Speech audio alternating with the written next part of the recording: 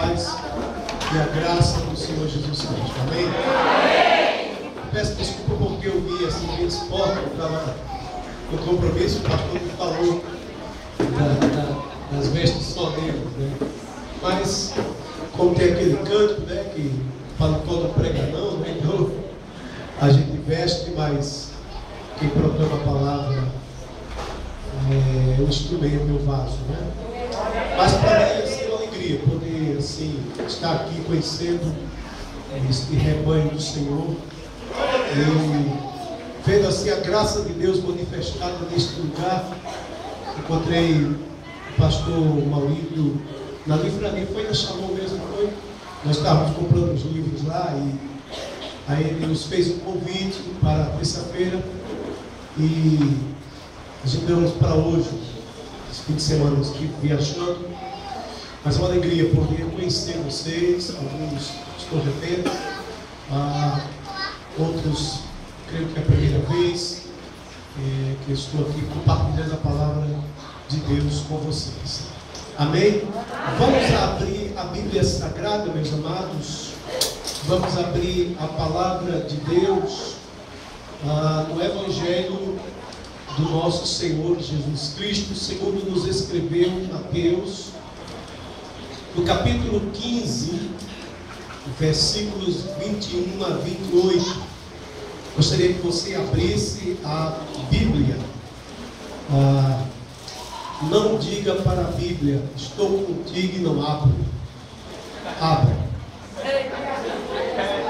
Tem crente que diz para a Bíblia assim: estou contigo e não abro. Não abre de jeito nenhum. Lê, examina.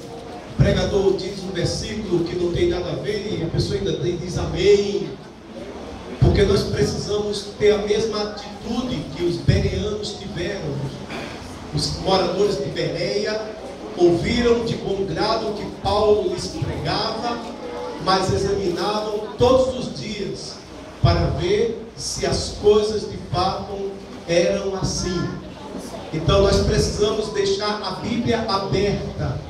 Nós precisamos deixar a palavra de Deus fluir e ministrar ao nosso coração, à medida que formos expondo as Escrituras Sagradas, que você possa ter seu coração sensível à voz do Senhor, que o seu coração possa ser tão receptivo à palavra de Deus, como aquela terra fértil da parábola do semeador, onde a semente caindo frutificou. Que assim seja o seu coração nesta noite, que você tenha atenção, que o seu coração possa arder, como aqueles dois discípulos a caminho de Emaús, enquanto Jesus lhes expunha a palavra de Deus.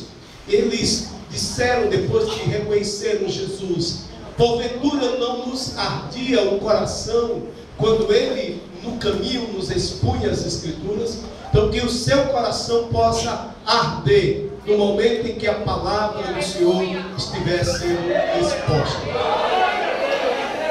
Vamos ler Mateus capítulo 15, versículos 21 a 28. A palavra do Senhor nos diz assim: partindo Jesus dali, retirou-se para os lados de Tiro e Sidom, e eis que uma mulher cananeia, que viera daquelas regiões, clamava: Senhor, filho de Davi, tem compaixão de mim, minha filha está horrivelmente endemoniada.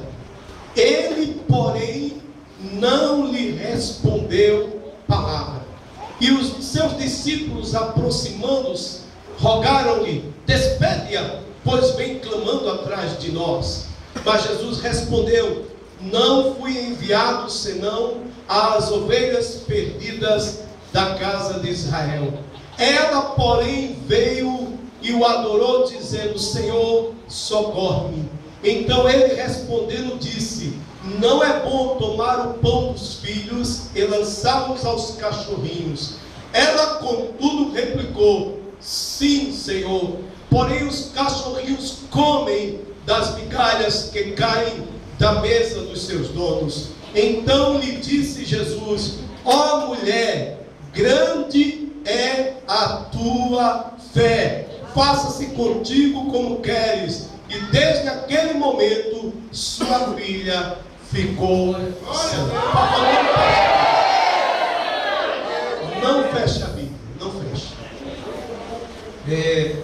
Tenha a atitude de ouvir a pregação com a Bíblia, sempre voltando os seus olhos às Escrituras Sagradas. Meus amados irmãos, Jesus foi e continua sendo o único capaz de saber o tamanho da fé que existe no coração do crente. Eu não sei dizer o tamanho da sua fé, e eu tenho certeza que você também não pode dizer o tamanho da fé que existe no meu coração. Eu sei que se você creu em Jesus e sem ver, se você crê na existência do Espírito Santo que habita em você, se você crê que Jesus está presente aqui sem apalpar, sem sentir cheiro, sem tocar, isto é fé. Então no coração de todo aquele que crê em Jesus existe o dom da fé. Não é possível você confessar que é um crente se você não recebeu este dom precioso da fé, conforme Paulo escreveu aos Efésios no capítulo 2, que a fé é dom de Deus. Entretanto, amados irmãos, Jesus teve e ele ainda tem a capacidade de sondar, de perscrutar, de ir ao íntimo do coração dos seus filhos e perceber qual é a dimensão, qual é o tamanho da fé que existe no meu coração. É neste mesmo evangelho que Jesus fala, por exemplo, para Pedro, quando Pedro vê Jesus andando sobre as águas, e Jesus diz que é o Senhor que estava andando sobre as águas, Pedro diz: já que és tu, Senhor, manda-me ter contigo sobre as águas. E Jesus diz: vem. E ele andou, Pedro andou sobre as águas, enquanto creu, enquanto teve os seus olhos postos em Jesus, mas olhando ele a força do vento e a fúria do mar, teve medo e começou a afundar. E Jesus então, estendendo a mão, quando Pedro disse: Senhor, socorre-me, Jesus, ao estender a mão a Pedro, disse: por que duvidastes, homem de pequena fé? Jesus reconheceu que no coração de Pedro tinha fé, mas era pequeno. Jesus reconheceu que no coração dessa mulher sirofenícia existia também fé, mas Jesus disse: ó mulher, grande é a tua fé. A questão aqui que se levanta, meu irmão, minha irmã, qual é o tamanho da sua fé? Você tem consciência da dimensão da sua fé? Sabe, amados irmãos, um pastor romeno, ele passou 14 anos preso numa cadeia comunista. Pastor Richard Wurmbrand, ele passou 14 anos preso numa cadeia comunista na Romênia, por amor a Jesus. E ele disse o seguinte: ninguém pode dizer que uma ponte ela é segura porque um gato passou sobre a ponte. Você não pode dizer aquela ponte é segura porque um gatinho passou sobre a ponte. Você só irá saber se a ponte é segura no dia que passar um caminhão carregado sobre ela. Da mesma maneira é a fé. Eu só terei consciência do quanto eu confio em Deus ou não no momento da tribulação, da luta. No momento em que um caminhão carregado de tribulação tiver que passar pela ponte da minha existência, só no momento que eu estiver diante do mar vermelho, só no momento que eu estiver diante de ameaças como leões famintos, só no momento em que eu estiver diante de situações e circunstâncias que ameaçam minha vida, só nesta hora é que eu vou me conscientizar se eu estou verdadeiramente confiando ou não em Deus. Em uma de suas poesias, o cantor Sérgio Lopes diz o seguinte: a fé só abre os mares quando o momento chegar. Não existe depósito de fé, não existe poupança de fé. Você não pode poupar fé. Eu vou poupar um pouquinho de fé, cada mês eu tiro 10% da minha fé, vou depositar na Caixa Econômica do Céu, porque no final do ano eu saco aquele dinheiro de fé, aquela quantia de fé e deposito na hora da luta. Irmãos, só iremos ter consciência da dimensão da fé que existe no nosso coração quando chegar o momento dela ser provada. Agora, uma coisa eu tenho certeza, meus amados, eu tenho plena convicção, é que o Senhor quer que saiamos de uma fé pequena, de uma fé superficial, e sejamos levados a uma fé mais profunda, mais intensa, uma fé que descansa, que confia, que lança fora toda a ansiedade, porque Ele tem cuidado de nós. Uma fé que crê que as promessas do Senhor não podem falhar. Uma fé que é capaz de cantar o cântico de Abacuque quando declarou: ainda que a figueira não floresça, nem haja fruto na vide, o produto da oliveira minta, os campos não produzam mantimentos, as ovelhas da malhada sejam arrebatadas e nos currais não haja vaca, todavia eu me alegrarei no Senhor, exultarei no Deus da minha salvação. O que me chama a atenção nesse texto é que Jesus olhou para aquela mulher, para o seu coração, e disse: ó mulher, grande é a tua fé. E aí eu pergunto, à luz do texto, o que é que caracteriza, quais são as características de uma grande fé? Como é que eu sei se tenho ou não esta fé que existia no coração da mulher sirofenícia? A primeira grande característica de uma grande fé, amados, é que uma grande fé persevera mesmo diante do silêncio de Deus. Diga comigo: uma grande fé persevera mesmo diante do silêncio de Deus. O texto sagrado diz que quando Jesus chegou nos lados de Tiro e Sidom, uma mulher cananeia que viera daquelas regiões saiu clamando atrás do Senhor Jesus, gritando: Senhor, filho de Davi, tem compaixão de mim, minha filha está horrivelmente endemoniada. E no versículo 23 diz: Jesus, porém, não lhe respondeu palavra. Ela clamava a ponto de perturbar os ouvidos dos discípulos. Ela clamava no seu desespero por ver sua filha nas garras do demônio. Ela clamava a alta voz, mas Jesus ficou calado. Jesus não lhe respondeu palavra. Mas nem mesmo o silêncio de Jesus a fez calar. Nem mesmo o silêncio de Jesus a fez desistir.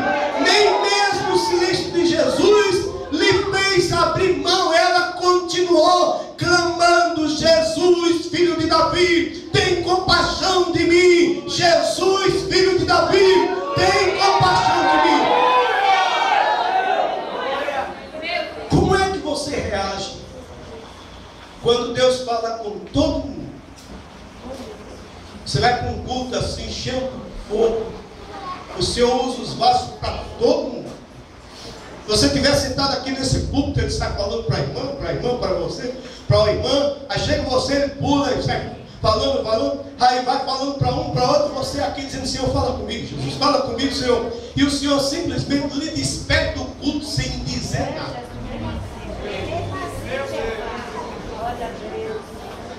Como é que você age ou reage diante do silêncio de Deus?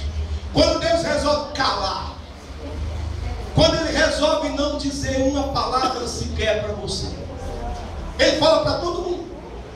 A irmã chega e diz: você viu como Deus falou comigo?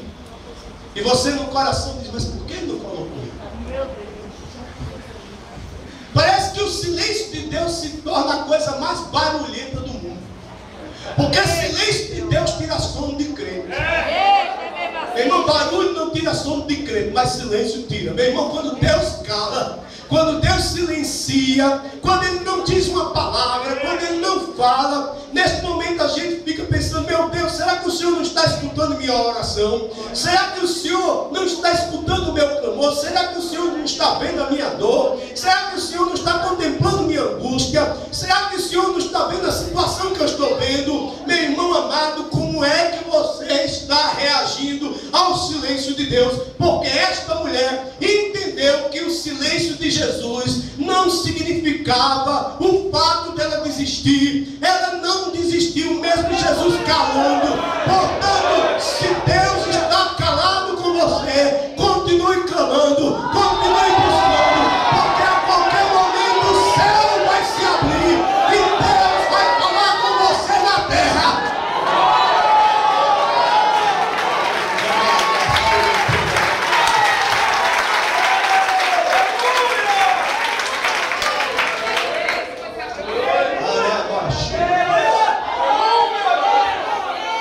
Sabe, irmãos,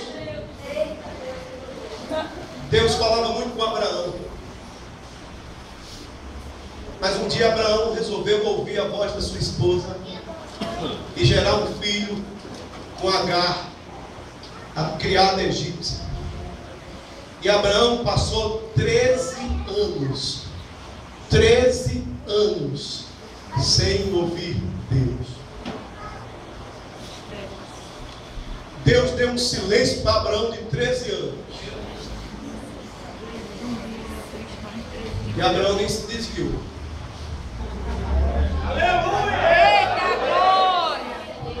13 anos Deus calado, que foi o tempo exatamente em que ele nasceu em Ismael.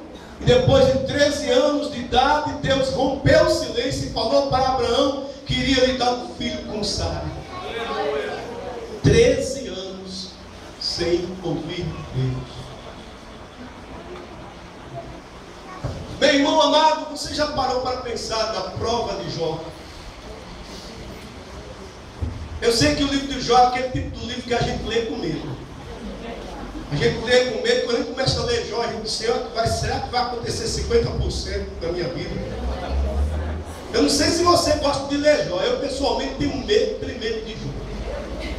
Sou sincero com vocês, vou dizer que a gente fica com ele, rapaz, vou dizer uma coisa, colocar 10 filhos num caixão num só dia, perder a saúde, perder os bens, os empregados, e o que fica é uma esposa que diz para o cara, você amaldiçoa a Deus e morra.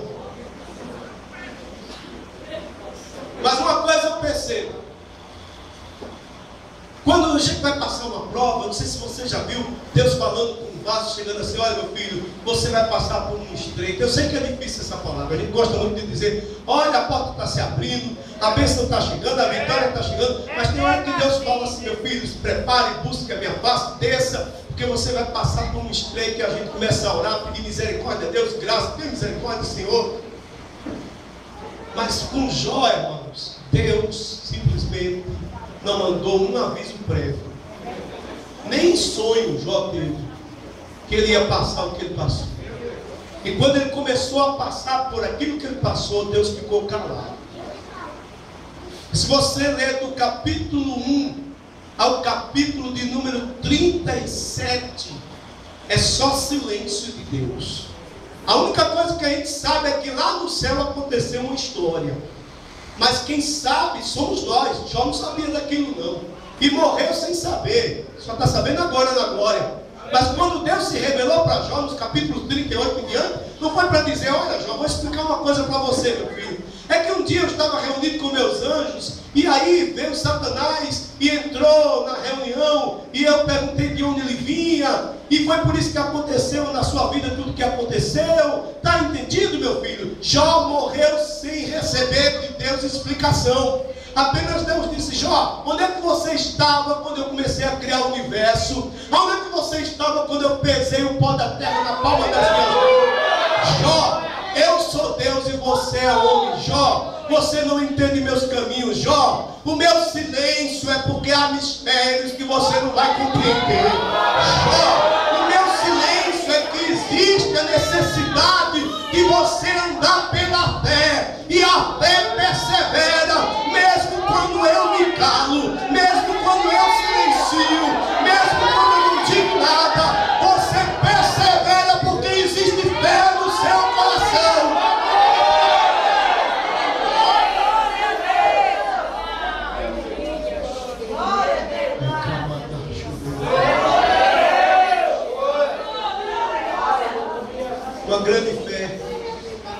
capaz de perseverar, mesmo quando Jesus cala para você. Quem sabe num culto tão abençoado desse, você vendo as pessoas se alegrar no Senhor, vendo as pessoas regozijando no Senhor, Deus falando, usando, mas você está aí num deserto, num silêncio. Deus calou. Mas há uma segunda característica de uma grande fé. Uma grande fé, amados irmãos, ela adora antes de receber a vitória. Diga comigo, uma grande fé adora antes da vitória. Porque observa o que ele diz o versículo 23. O versículo 23 diz: ele, porém, não lhe respondeu palavra. Mas veja o que é que diz o versículo de número 25. Ela, porém, veio e o adorou. Versículo 23. Ele, porém, não lhe respondeu palavra. Ela, porém, veio e o adorou. Ele, porém, não lhe respondeu palavra. Ela, porém, veio e o adorou. Ele, porém, não lhe respondeu palavra. Ela, porém, veio e adorou. Ela veio e adorou. Ela veio e adorou. Ela adorou. Ela adorou. Ela adorou. Ela adorou.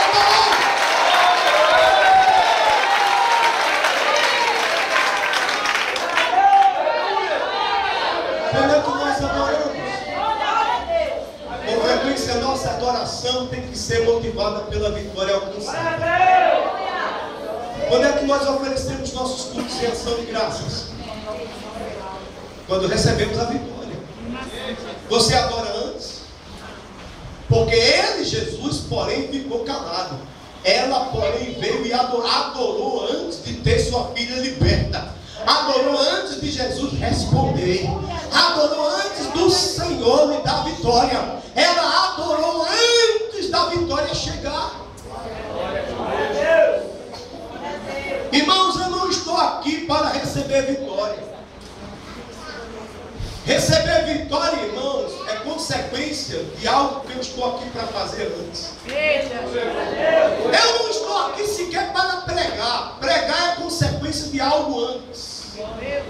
Você não está aqui para receber vitória, apesar de Deus estar aqui e Ele dá vitória. Você não está aqui para ser curado, apesar de Jeová Rapá estar aqui e Ele cura.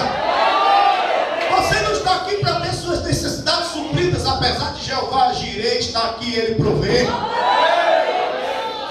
Sabe por que você está aqui? Você está aqui antes de qualquer coisa. Nós estamos aqui antes de qualquer coisa para adorar a Deus na beleza da sua santidade, porque Ele é digno de toda a honra, de toda a glória, de todo o louvor, da sabedoria, do poder, da majestade, da riqueza, da glória eterna. Ele é digno da nossa adoração. Amém?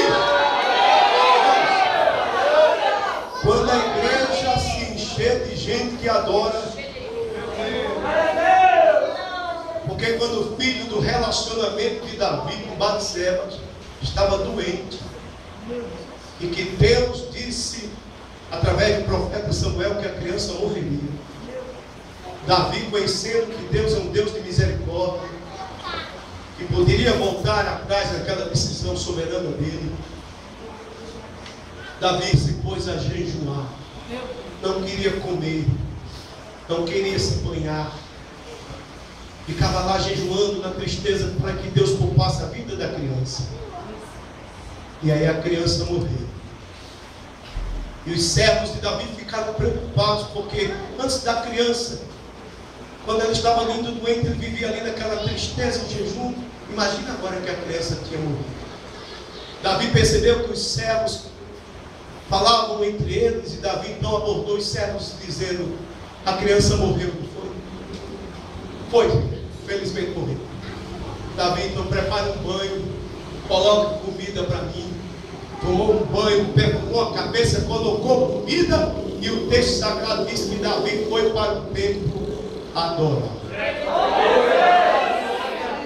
Aleluia! Glória a Deus! Meu irmão, um adorador, amado, amados, é aquele que adora com vitória ou sem vitória.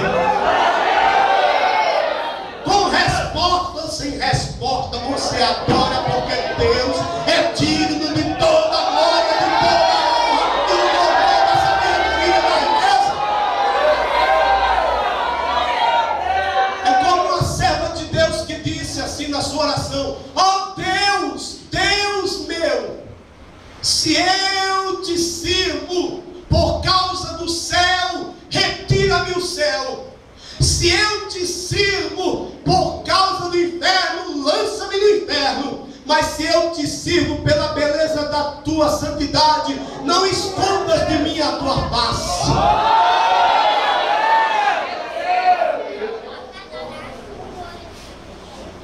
Aleluia! Você sabe o que é agradecer antes da vitória?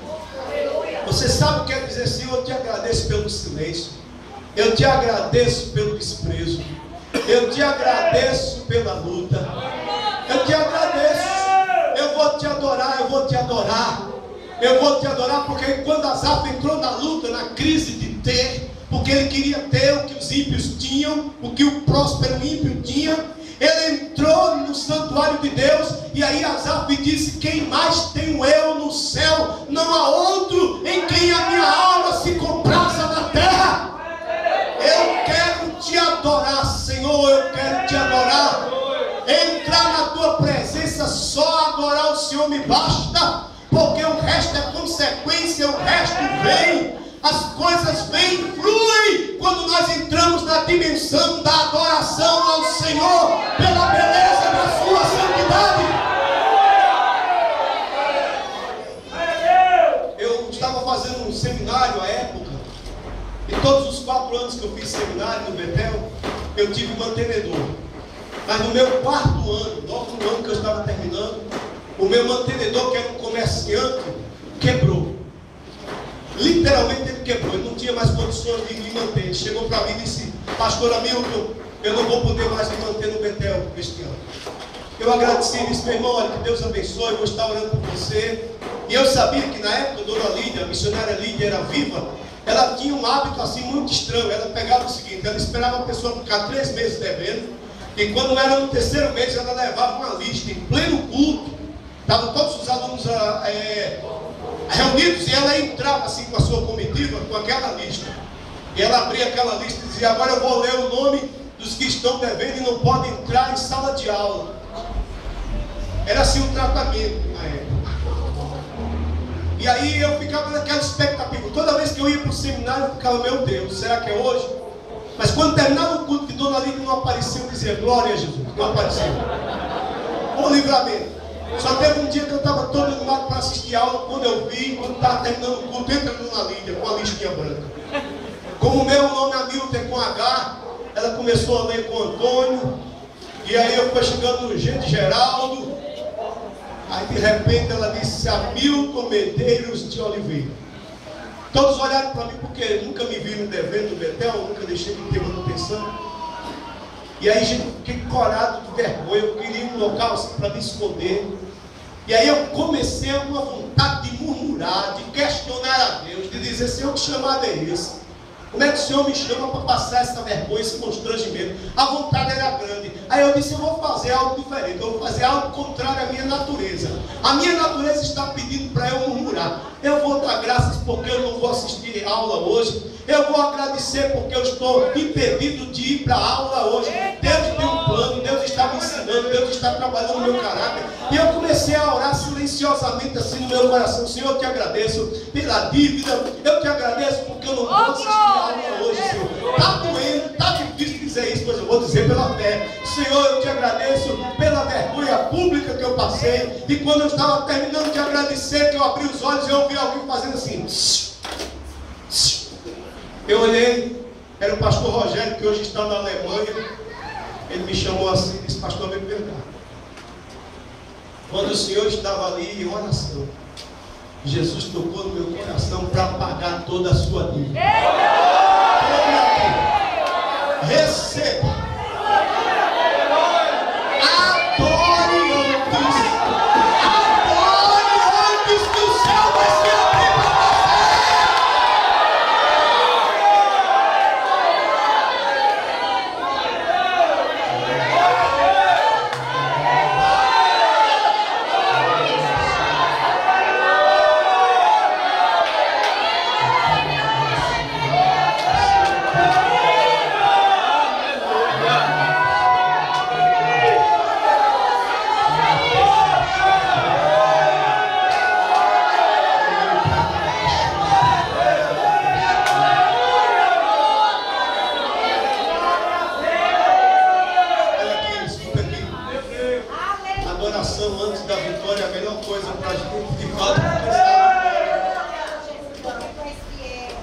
Quando eu era pastor do Betel Brasileiro, do Costa e Silva, amados, uma igreja humilde. Eu tenho 4 filhos, já são todos adultos. Graças a Deus. 2 estudando fora. Bruno fazendo doutorado na Inglaterra, Raquel fazendo mestrado em educação lá em Coimbra, o Emanuel está no Rio, o João casou. Minha filha mais velha tem 30 anos de idade. Eu quase nasci casado. Com 48. Casei com 18 anos, eu era hippie, músico da noite, toquei com Chico César, essas coisas. Dei violão clássico na Universidade Federal, essas coisas. Mas eu era pastor do Betel Brasileiro, 4 meninos na escola, período escolar, naquele período eles estudavam no ângulo. Chegou o período da matrícula, comprar material, eu não tinha como fazer greve diário, não tinha como fazer prestações, porque eu não tinha como comprovar renda. Eu era pastor, eu vivia do altar. E aí eu resolvi ligar para uma pessoa da minha família que tinha dinheiro para emprestar. Uma pessoa que tinha dinheiro. Eu falei com a tesoureira da igreja e disse: minha irmã, você pode se preparar. Se me conta assim de 4 mil reais, hoje, incluindo matrículas, fardamento, material. Quem tem criança em colégio sabe como gasta. E aí eu disse à tesoureira: você pode se preparar para isso, minha irmã? Ela disse: pode, pastor. Claro, pastor, claro, a gente dá para fazer isso. Eu liguei para a pessoa, falei, a pessoa bem segura, dessa pessoa que gosta muito de dinheiro, da minha família. E ela disse: olha, eu vou lhe emprestar, mas você tem como pagar? Tem. Eu já falei com a tesoureira, tá? E a pessoa me emprestou, e quando chegou a data de pagar nesse mês, que era para pagar o débito, acho que 30% dos irmãos da igreja ficaram desempregados. Foi uma luta mesmo.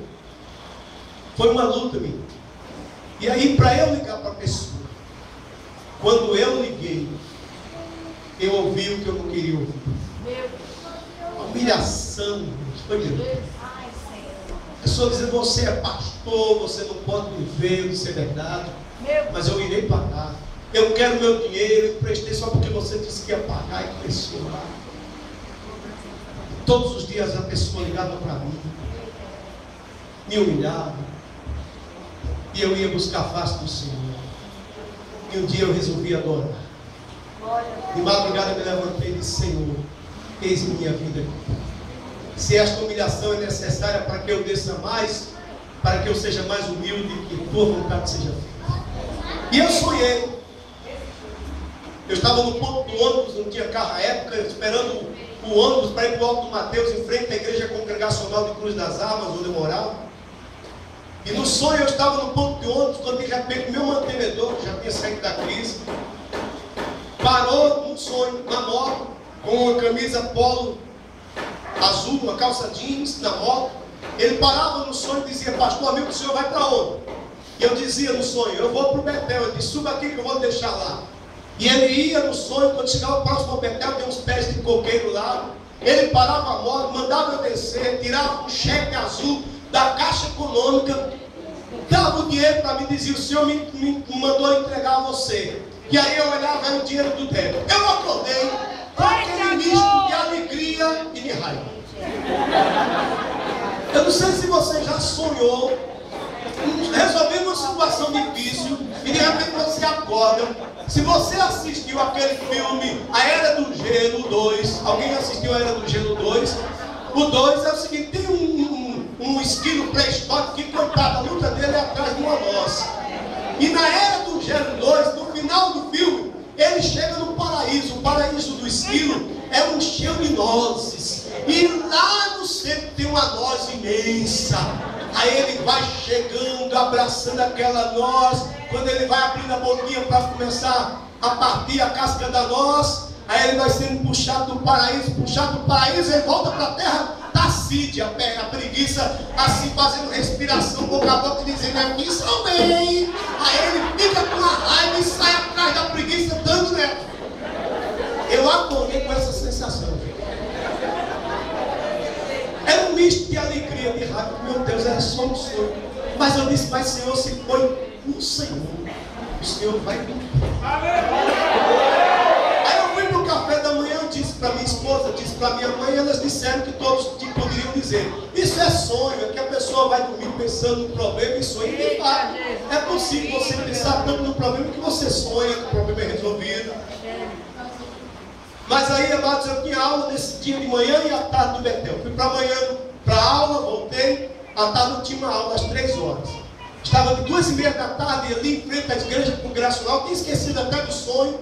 A luta era tão grande, a angústia, os telefones constantes enviados daquela pessoa. Quando de repente eu estava lá parado, que eu olho assim de lado, para José Dias, com a camisa polo, a calça jeans. E ele pergunta, pastor, o senhor vai para onde? O coração já começa.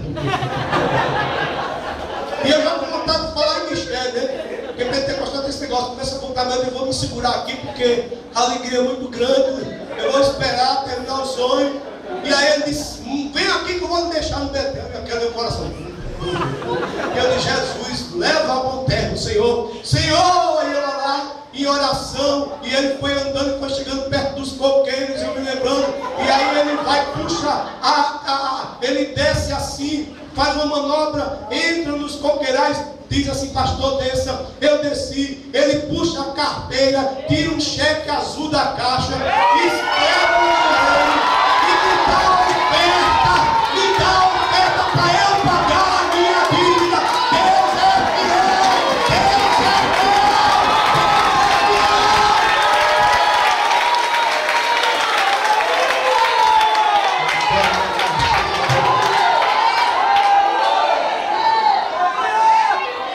Adore antes da vitória. Ele, porém, não lhe respondeu palavra. Ela, porém, veio e o adorou. Mas há uma terceira característica de uma grande fé. É que uma grande fé gera humildade. Irmãos, quando Jesus resolveu quebrar o silêncio, foi terrível. A minha ótica, a princípio, era melhor que ele tivesse calado mesmo. Porque ele, quando quebrou o silêncio, foi para dizer o seguinte: olha, mulher, não é lícito tomar o pão dos filhos e lançá-lo aos cachorros. Você sabe o que Jesus estava querendo dizer com isso? Tem ideia do que Jesus disse aqui? Em Israel, os cachorros não eram criados. Nenhum judeu criava cachorro, porque cachorro era animal imundo. Tanto é que quando os discípulos insistem que Jesus atenda a mulher, Jesus disse, olha, eu não fui enviado senão as ovelhas perdidas da casa de Israel. Não é a hora, não é a agenda dos gentios ainda. Dos povos que não são judeus, ainda não chegou a hora dos gentios. Quando Jesus disse à mulher, não é lícito tomar o pão dos filhos e lançá-lo aos cachorros, sabe o que Jesus estava dizendo para a mulher? Você não é digna de receber o que você está pedindo. Você é imunda. Você não merece. Você não é digno. Eu não posso tomar o pão dos filhos de Israel e lançar os cachorros. Não se faz assim, Israel. Até porque cachorro ninguém cria em Israel. E não é lícito tomar o pão dos filhos e lançar nos cachorrinhos. Já pensou se você chegasse aqui num culto de oração como esse, pedisse ao pastor Maurício para ir orar por você, e o pastor chegasse e dissesse assim para você, minha irmã, eu vou orar, mas quero dizer uma coisa para você, não garanto que Deus vai responder não, viu? Porque Deus acabou de me dizer que a irmã não merece o que está pedindo não. Eu vou orar, quem sabe ele vai me ouvir, vai ouvir a senhora também, mas eu quero me dizer que a irmã não é digna de receber o que está pedindo. Eu tenho certeza que no outro culto de oração você voltaria. Eu tenho plena certeza que você sairia daqui falando maravilha do pastor Maurício. Que pastor atencioso. Resolveu dizer para você em plena luta, em plena angústia, que você não era digno de receber o que você está pedindo. Você que tem orado tanto, tem buscado tanto, tem jejuado tanto, tem feito tanta vigília, e o pastor Maurício abriu a boca. Isso não é ver profecia de Deus não, rapaz. Deus traz conforto, traz consolo, traz, mas ele quebranta também. Ele testa o quebrantamento e a humildade que busca. Porque Davi disse: holocaustos e sacrifício tu não querias, não tu daria. Sacrifícios agradáveis a Deus são o espírito quebrantado, espírito contrito e quebrantado, tu não desprezarás, ó Deus. Olha, se você é um pouquinho orgulhoso, e tem gente que por trás da humildade é orgulhosa. Agostinho dizia assim: tenha cuidado com o orgulho da humildade. Tem gente que é tão humilde que se orgulha. Não, eu sou o pó do pó, o pó do pó do pó do pó. É orgulhoso que é humilde. Oh, eu não sou nada. Esse vaso de barro que fica naquele orgulho da humildade. Jesus disse à mulher: você não é digna de receber o que você está pedindo. Sabe o que foi que ela fez? Ela não refutou, não confrontou, não brigou, não discutiu com Jesus, não foi dizendo: mas Senhor, eu venho nessa minha necessidade, com minha filha endemoniada, nessa dor de mãe, o Senhor não me responde a princípio palavra alguma, os seus discípulos parecem ser mais sensíveis à minha dor do que o Senhor, e agora o Senhor abre a boca para me dizer isso. Pois sabe de uma coisa, fica aí com os seus discípulos que eu vou para casa. Pronto. Tem uma músicazinha que estão cantando aí, bonitinho, mas eu espero que Deus não escute, porque vai ser crente na luta, na humilhação. É aquele que diz: eu quero descer. Quando o meu eu e o meu orgulho descer comigo e mergulhar nas águas do rio, então subirei como Naamã curado. Eu abro mão de tudo que eu sou, só para servir ao meu Senhor. Eu abro mão de tudo que eu sou, só para te adorar. Senhor, quebra meu orgulho. E Jesus escutando: como é que é? Senhor, quebra o meu orgulho. Eu quero descer e mergulhar nas águas do teu amor. Me purifica. Eu quero ser limpo como na mão do teu poder.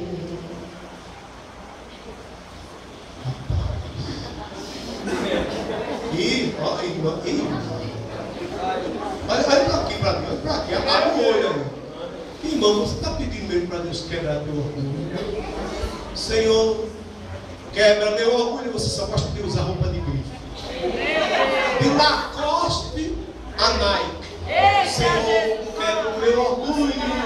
Perfume só azarrou, né? Perfume só você. Quebra o meu orgulho. Eu quero descer.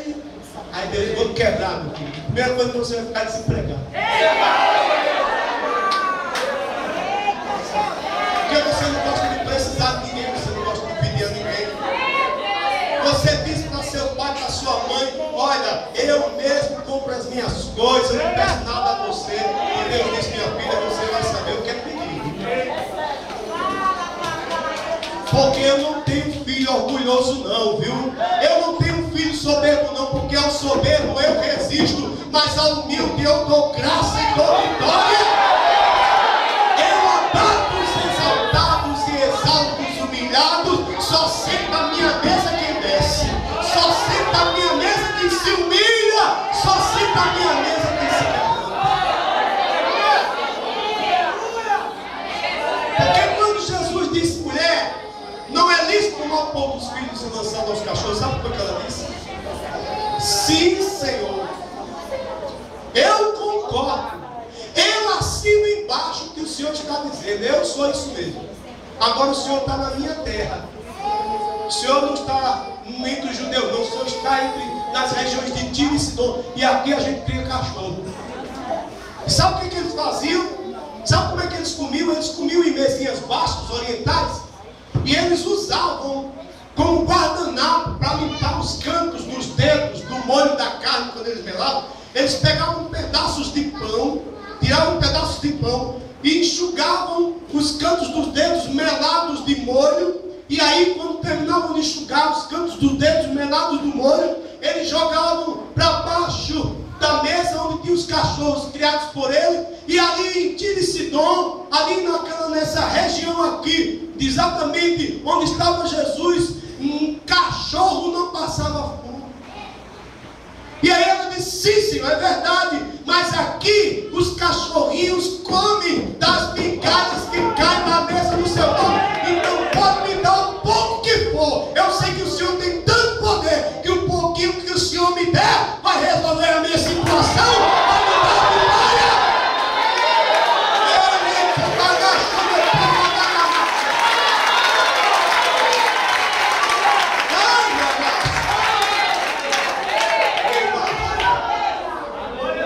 E aí, irmãos, essa mulher conseguiu tocar no coração de Jesus. Porque Jesus só falou uma vez no coração dele na Bíblia. E foi nesse evangelho aqui, no capítulo 11. A única vez que Jesus falou no coração dele, sabe o que foi que ele disse? Aprendei de mim, porque eu sou o quê? Manso e o que mais? E humilde de coração. Quando essa mulher se humilhou, ela entrou no coração de Jesus. Ela tocou lá dentro. Ela mexeu. Quando a gente toca no coração do mestre, e a gente só toca com a mão da humildade, a gente só toca com o coração quebrantado. A gente só toca quando a gente se humilha, quando a gente desce, quando a gente diz para ele: Senhor, eu não sou digno de receber nada do que estou pedindo. Se o Senhor me despedir com as mãos vazias, Senhor, tu tens toda a razão. Mas, Senhor, tem misericórdia de mim. Quando a gente se humilha, a gente vai entrando no coração de Jesus. E quando o coração de Jesus é tocado, explode o coração.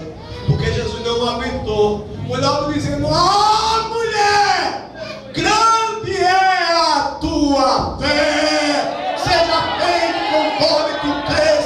E a partir daquele momento a sua filha ficou sã e liberta do poder das trevas, porque ela se humilhou. Amém? Pois uma grande fé persevera diante do silêncio de Deus. Uma grande fé adora antes da vitória. E uma grande fé é humilde, se quebrando. Quais são as características de uma grande fé? Diga comigo: uma grande fé persevera diante do silêncio de Deus. Diga: uma grande fé adora antes da vitória. Diga: uma grande fé é humilde, se quebrando. Quais são as características de uma grande fé? Levante sua mão e diga: uma grande fé persevera mesmo diante do silêncio de Deus. Uma grande fé adora antes da vitória. Uma grande fé é humilde.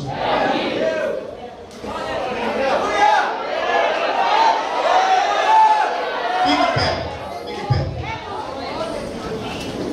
Fique em pé.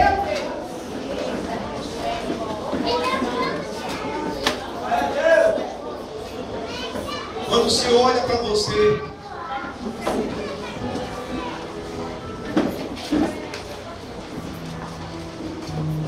olhe para o seu irmão e diga: persevere, mesmo se Deus estiver em silêncio. Adore antes da vitória. Se humilhe diante de Jesus. Olhe para o seu irmão e diga novamente: persevere. Deus estiver silencioso.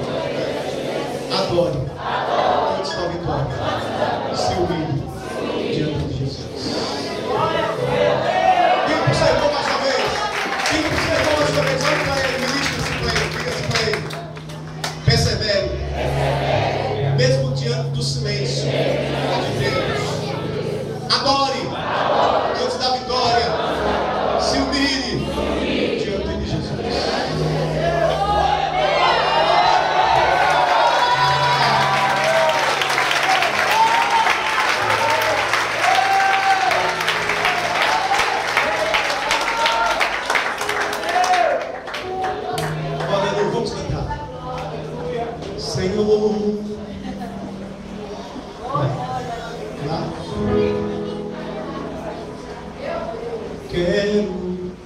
você quando meu erro e o meu orgulho descer comigo e se misturar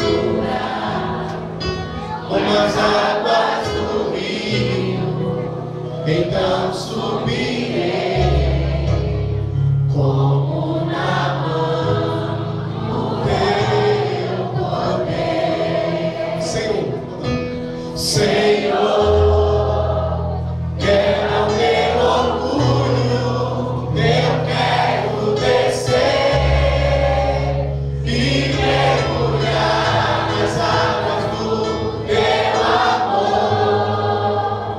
Me purifica, eu quero ser livre.